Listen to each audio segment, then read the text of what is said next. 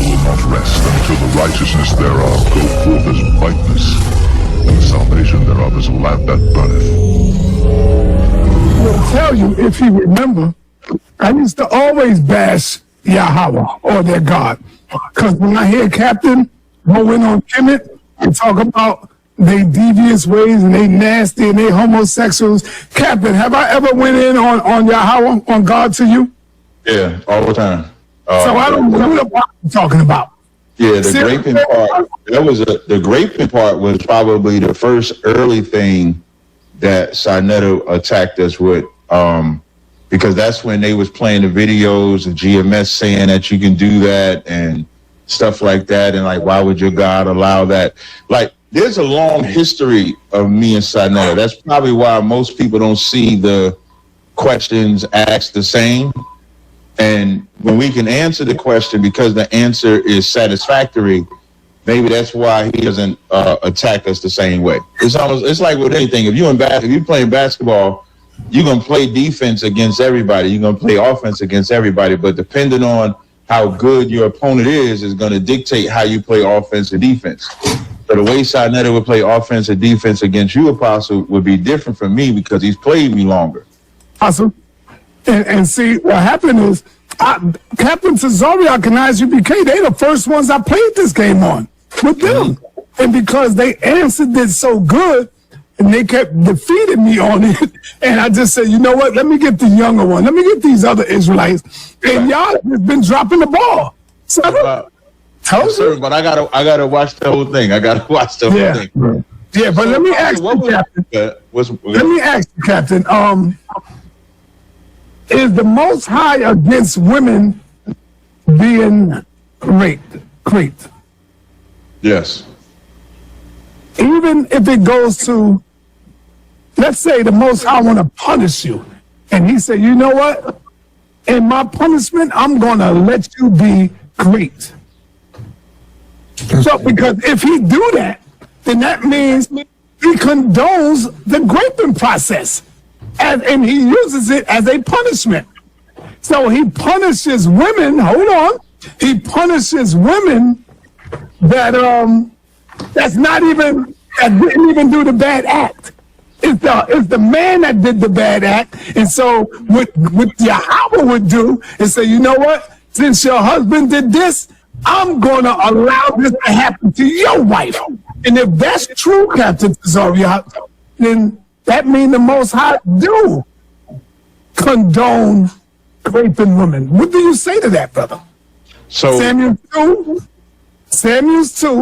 12, verse 11 and 12. This is 2 Samuel, right? Yeah, 2 Samuel 11, 2 Samuel 12, verse 11 and 12. So now, can I read it?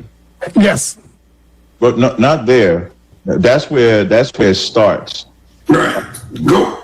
I think it's. You want to get to where Nathan. You want to get to where Nathan. Yeah, raped his wife, David's wife. 2 Samuel 11 and 12. It says, and David said to Uriah, tarry here to this day also, and tomorrow I will let thee depart. So Uriah abode in Jerusalem. So now this is when David is setting up Uriah to be unalived.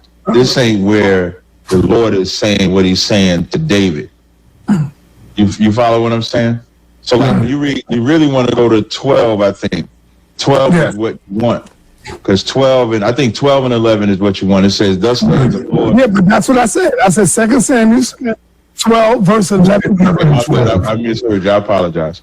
So 2 Samuel 12, it says, thus saith the Most High, behold, I will raise up evil against thee out of thine own house, and I will take thy wives before thine eyes, and give them unto thy neighbor, and he shall lie with thy wives in the sight of the sun. But thou didst this secretly, but I will do this openly. Oh, goddamn, Captain. Right? How you gonna get out of this, Captain? Get out of what exactly? That the Most High said you done it in secret, but I'm gonna allow your wife to be great on the goddamn roof before Israel. So this is what Yahawah is doing to a woman that had nothing to do with this crime. Have you read the whole thing? Brother, the bottom line is I'm talking about what the Most High is getting ready to do, brother. Okay, can I don't need to read the whole thing, brother. You said no need to read the whole thing? Yeah, I don't need to read the whole thing. Once I see that the Most High is allowing this to happen, I don't need a reason. I don't need an excuse. The Most High supposed to be against this.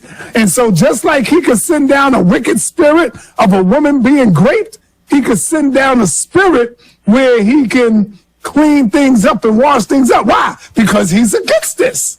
He's against it. Right. Yes, man. Appreciate it. So when you read a couple verses above, now for anybody that doesn't know this story, David saw Bathsheba, who was Uriah's wife.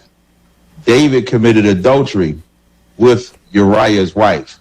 And then David brought Uriah, when she got pregnant, David brought Uriah back to Jerusalem to convince him to sleep with his wife. Uriah, being righteous, refused to sleep with the wife because his brethren were at war.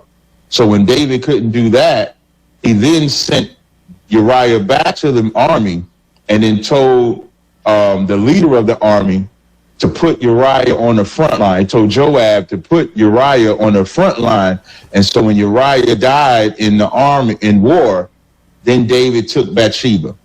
David being the king and everybody knowing this story, no one can hold him accountable for committing adultery because by law, he should have been stoned to death.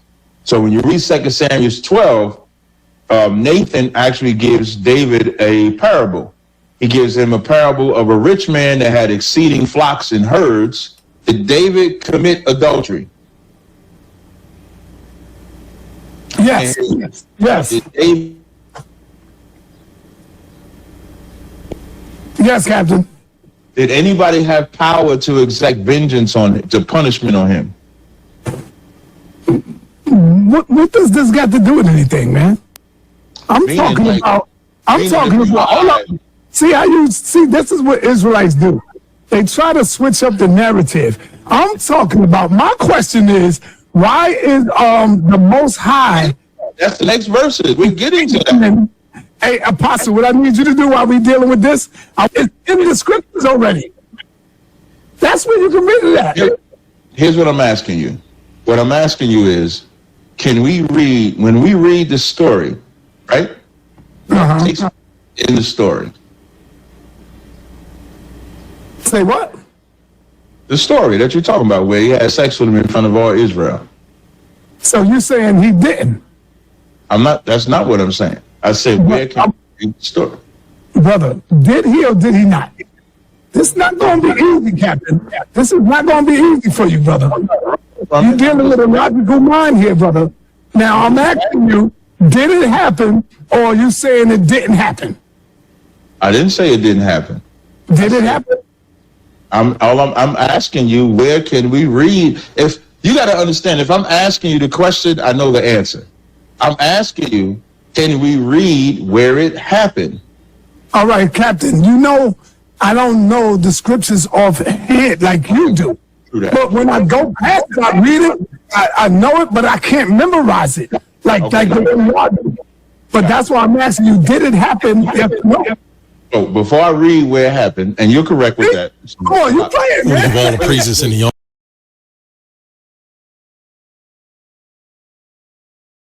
Shalom, shalom. to Yah.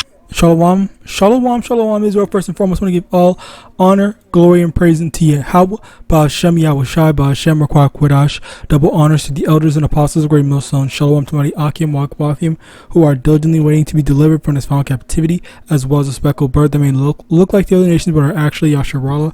This is Brother Kawakaw coming at you with another lesson. Today's lesson, this is we're going to go into this matter of being ashamed of the truth. And the thing about this is that Captain Cesario, he was asked a very simple question. He gave a simple answer, and then when confronted about a scripture that basically contradicted his answer, he didn't want to give that simple answer anymore. All right, he didn't want to make it simple. He just this is that this is some like disingenuous stuff, and again it goes back into being ashamed of the truth. And I just want to get these precepts. All right, Mark 8 verse 38. Whosoever therefore shall be ashamed of me and of my words in this adulterous and sinful generation, of him shall also the Son of Man be ashamed when he cometh in the glory of his Father with the holy angels. Okay, you are ashamed of the word of Yahawah Ba'Hashem, Yahawashi, for clearly Yahawah Ba'Hashem had ordained something. Clearly Yahawah Ba'Hashem allowed something to happen, yet you are over here changing it because that is not what your followers want to hear. That's not how you make your money. That's not how you built your platform around. You're trying to say things a certain way to keep people following after you, and to keep throwing dirt on GMS's name for what they've done, or for not what they've done, Slocky, for what they've explained, like they objectively explain. And that's the thing. I guess in reality, that is a stumbling block. No, I think that's one of the biggest and heaviest stumbling blocks that people just cannot, or I think the better term is that people just do not want to accept. They don't want to accept that the reality of it is that, there is certain things that there are certain things that our people are too locked in to their Western mindset. They're too tied to that Western mindset to actually accepting that there are certain things that are okay. Like, for example, I don't know if a lot of people know this, but prostitution is permissible in the Bible, but people think that prostitution is I don't know what, wicked, or fornication. I think that's the thing is, I think they think that sleeping with, they take that Christian mindset of any man sleeping with any woman, that is not your wife, that is adultery and stuff like that. So that's the mindset that they have. But when in actuality, there are, I don't want to get it, but I think I should get it. It was I have to, not Jacob, it was who was it? Judah.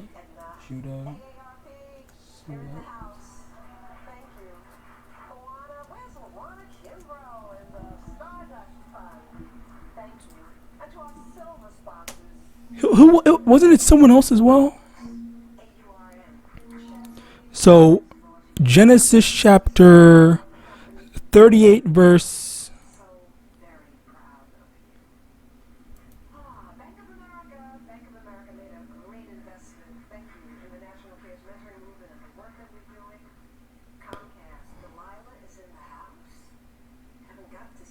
Okay, whatever. Yeah, let's just get this.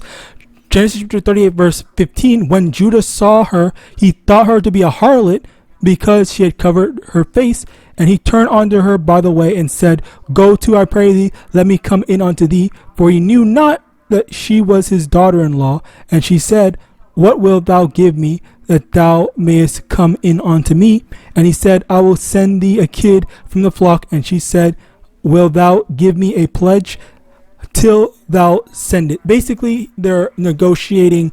Okay, so what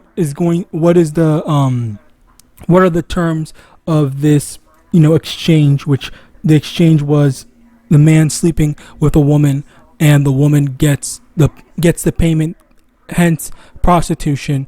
And it was okay. It was basically permissible. All right. So as a result of that, that's the thing that, a lot of people, they don't really want to Slakia. They don't really want to accept or what's the word? They don't want to accept that these are the type of stuff that is okay in the eyes of YAHAWAH. You as a, not a married woman, of course, but as a woman, you're allowed to, prostitute yourself, in the eyes of the Lord, I guess. Slakia, I didn't mean to say I guess to that, but the thing here is that there are just people. There's just gonna be people like it's. What goes through my mind right now is women right now, they think, oh well, since God thinks prostitution is legal, and that means that me selling my body on OnlyFans is good, like this, that, and the third, blah blah blah, whatever. Well, sure, I guess if you want to say that, I guess, but at the same time, like, you can't be expecting to get married, or you can't expect that you can be in a relationship and a man is just going to accept that type of behavior. Like, that's the type of shit that you cannot have it both ways. Like, no, people are allowed to whatever. Like, I'm not making this about this. That's not what this video is about.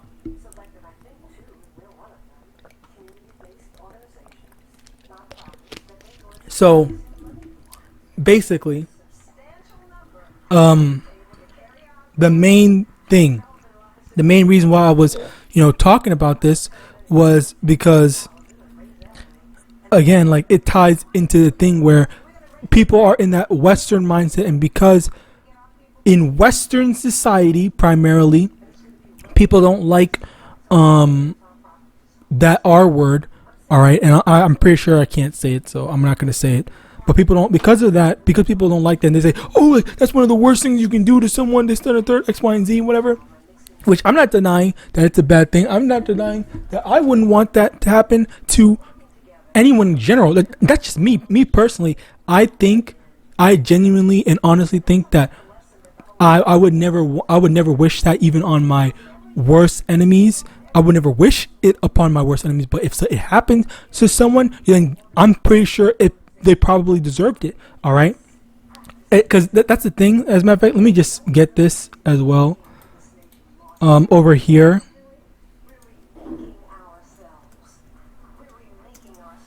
Proverbs chapter 12 verse 21. There shall no evil happen to the just, but the wicked shall be filled with mischief. So again, like, if you are deserving of it, the Lord is obviously going to let that shit happen to you.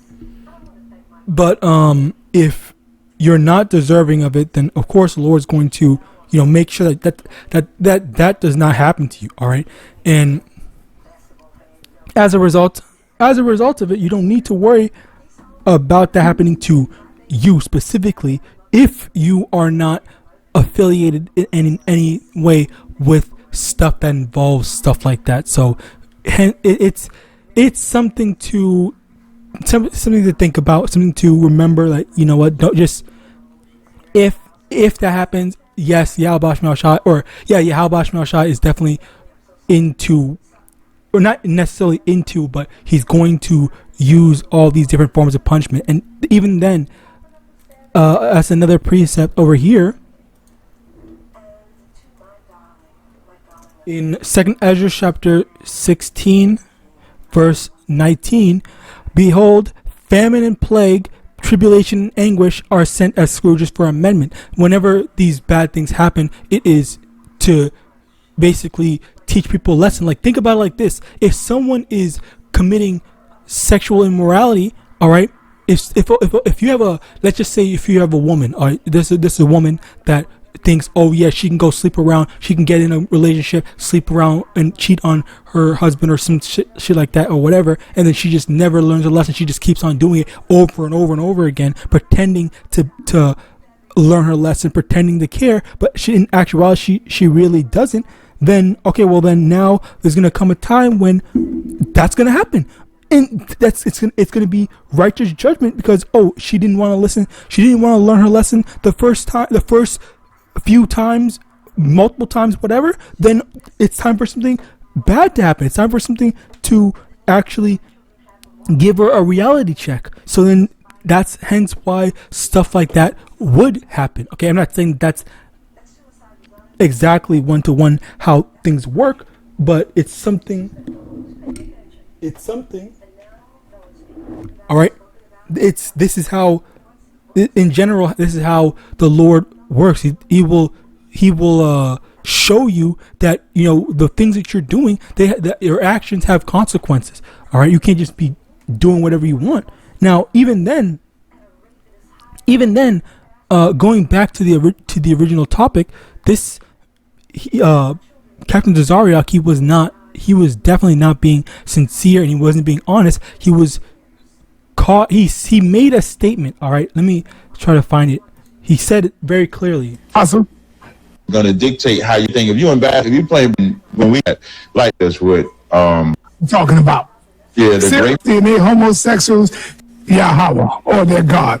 Because when I hear Captain go in on Kemet and talk about, tell you if you remember, I used to always bash Yahawah or their God. Because when I hear Captain go in on Kemet and talk about their devious ways and they nasty and they homosexuals, Captain, have I ever been in on Yahawah, on God to you? yeah, all the time. So I don't know what I'm talking about. Yeah, the graping part.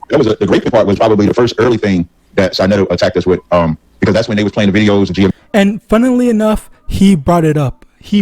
So Saying that you can do that and stuff like that, and like, why would your God allow that? Like, there's a long history of me and Sarnetto. That's probably why most people don't see the questions asked the same. And when we can answer the question because the answer is satisfactory, maybe that's why he doesn't attack us the same way. And the irony in it, I'm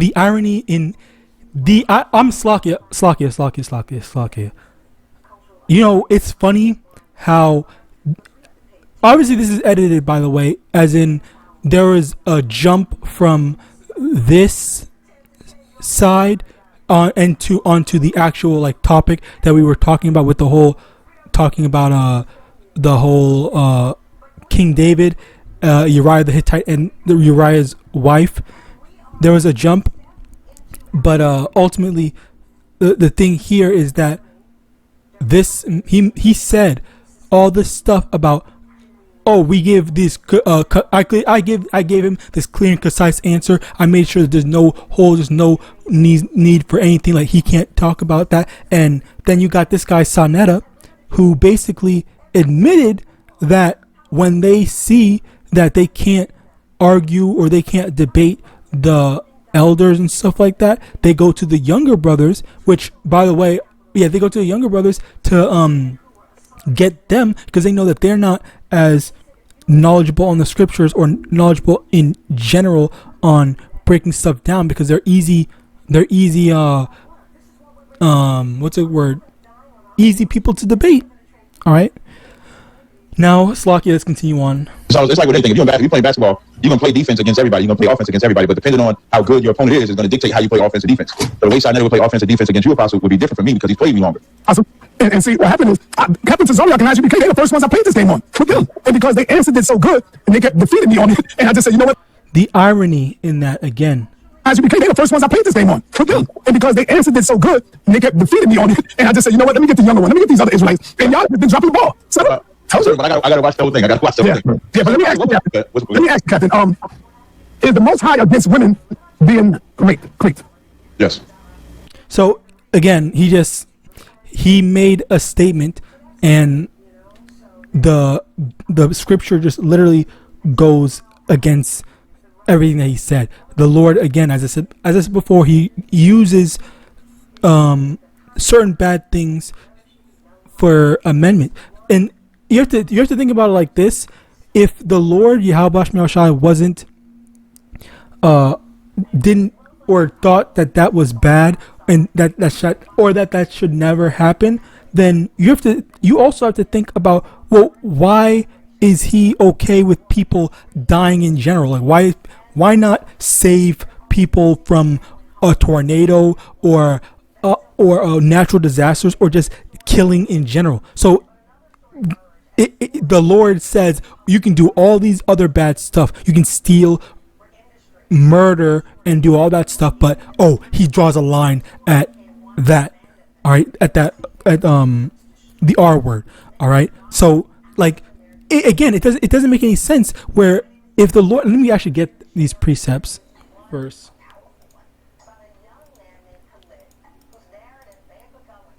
So Isaiah 45 verse 7, I form a light, I create darkness, I make peace and create evil. I, the Lord, do all these things. The Lord makes peace and evil.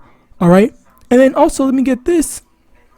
Deuteronomy 32 verse 39. See now that I, even I, am he, and there is no power with me. I kill and I make alive. I wound and I heal. Neither is there any that can deliver out of my hand. The Lord is the one that causes judgment to fall. And when judgment falls, it's because of YAHAWAH. The Lord is the one that decides this stuff to happen. So, and on top of that, you also have what they were just discussing. What they Sanetta brought up, where he was talking about how, what's his name?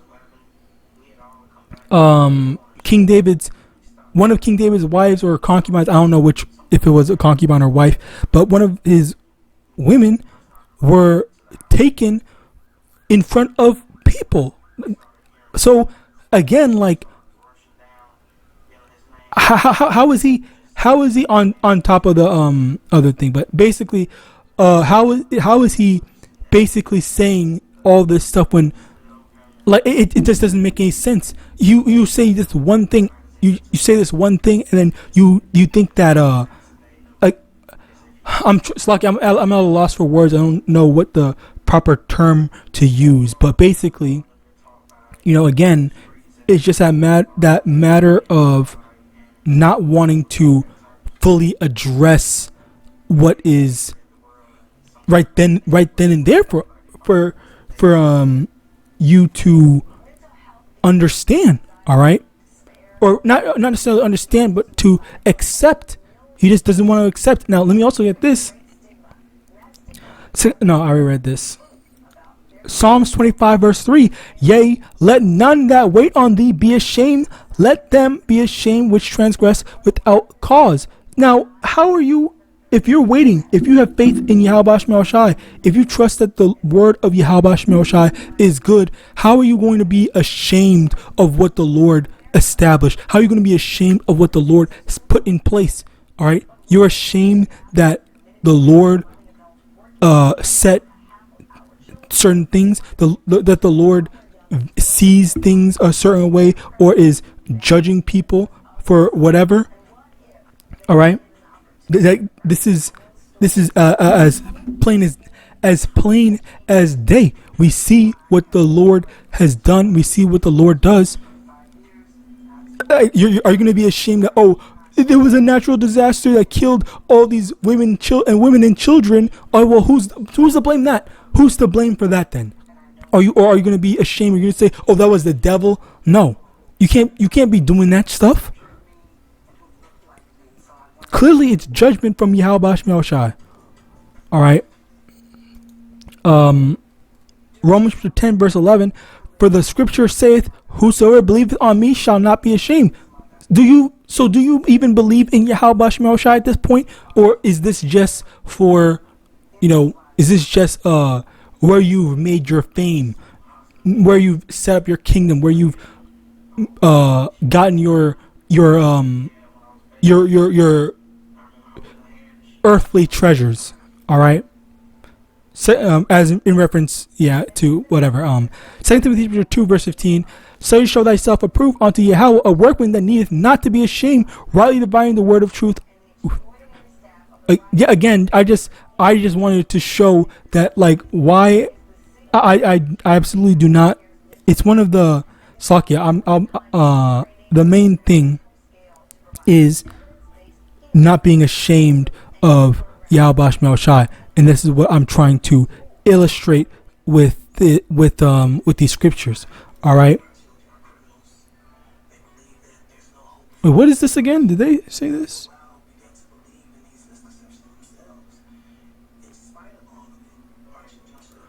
Oh no! Oh yeah, that's not relevant to me, because they were going to use, I think, 1 Peter chapter 4 verse 16.